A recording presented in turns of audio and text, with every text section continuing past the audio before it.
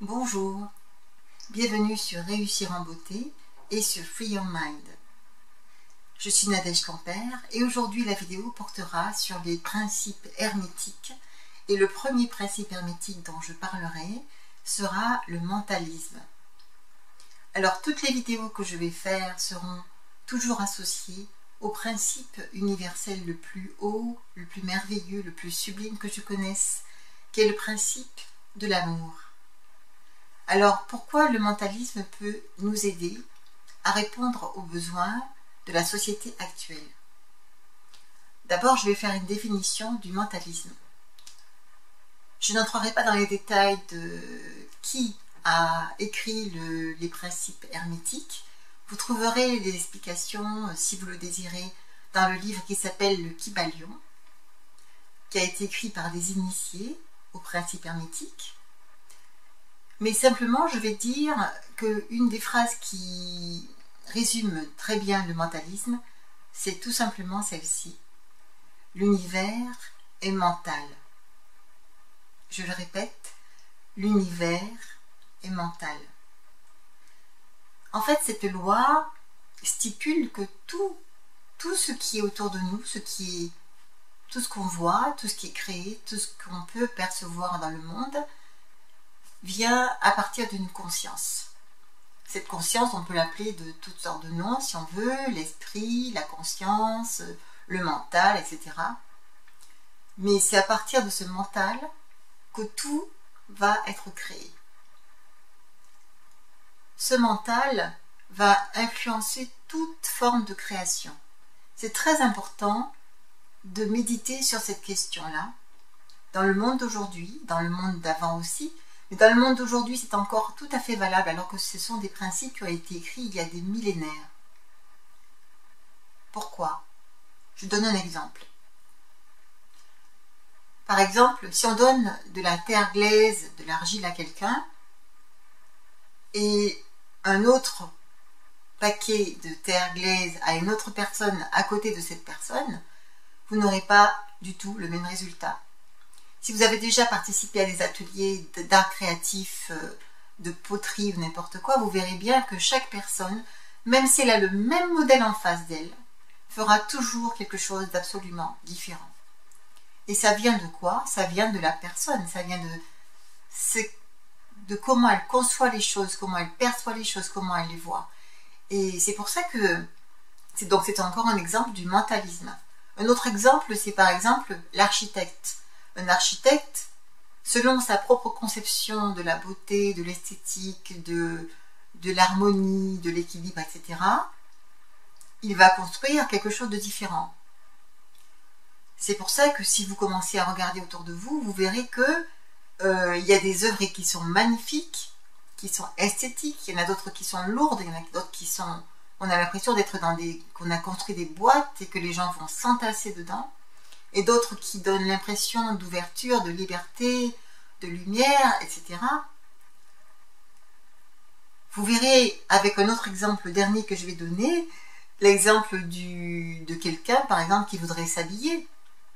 Quand on veut s'habiller, selon la conception qu'on a de l'esthétique, des couleurs, de l'harmonie, de soi-même aussi, eh bien on ne va pas forcément prendre le même soin de sa personne. On ne va pas forcément s'habiller de la même façon, se coiffer de la même façon, etc. Ça vaut vraiment pour chaque individu. Je ne donne pas de règles absolues, bien sûr. Chaque personne doit prendre conscience de ce qui amène à ses propres créations. Et il faut comprendre aussi que chacun de nous est comme une cellule dans un corps humain. Chaque cellule a sa propre conscience et elle va avoir son propre fonctionnement qui va évidemment avoir un fonctionnement et une conséquence sur le fonctionnement du tout, de l'ensemble.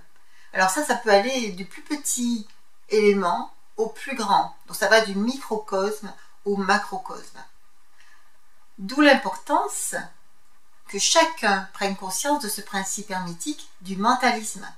Que chacun commence à prendre conscience de la force, de la puissance de sa propre conscience, de son propre mental, et fasse les choix appropriés pour qu'il y ait conséquences, des constructions, des manifestations extérieures qui soient beaucoup plus en accord avec peut-être ses désirs, ses rêves, ses utopies peut-être. Mais sachant que l'utopie n'est pas un rêve, l'utopie est une vraie réalité. Parce que chacun peut concevoir quelque chose qui peut se manifester à l'extérieur. Évidemment, ce qui se manifeste à l'extérieur est aussi relatif à tout l'état de conscience de la majorité des gens.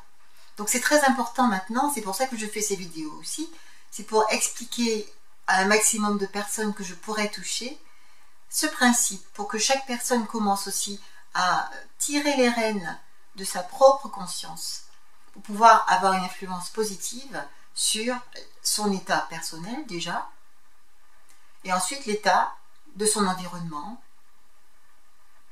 dans son appartement, dans sa maison, dans sa vie familiale, dans ses relations humaines, tant amicales que professionnelles ou amoureuses, et etc. Alors, comment pouvons-nous appliquer le principe du mentalisme dans notre vie actuelle? Je l'ai déjà un peu dit, mais pour terminer cette vidéo sur l'amour et le principe du mentalisme, nous allons faire un exercice très simple. Nous allons conjuguer le verbe s'aimer. Alors, vous avez répété après moi, nous allons le faire ensemble, et ce sera l'exercice de la journée. Bien entendu, je vous invite à y penser, à y repenser toute la journée, parce que chaque fois que vous allez penser quelque chose, ou dire quelque chose, ou faire quelque chose, demandez-vous si c'est en accord avec cette vibration d'amour qui est la plus haute, avec la gratitude. Et vous verrez que ça ne va pas entraîner les mêmes comportements chez vous, et ça n'aura pas du tout les mêmes conséquences chez l'autre. Alors commençons. Je m'aime. Tu t'aimes. Il s'aime. Elle s'aime. On s'aime. Nous nous aimons. Vous vous aimez. Il s'aime. Elle s'aime.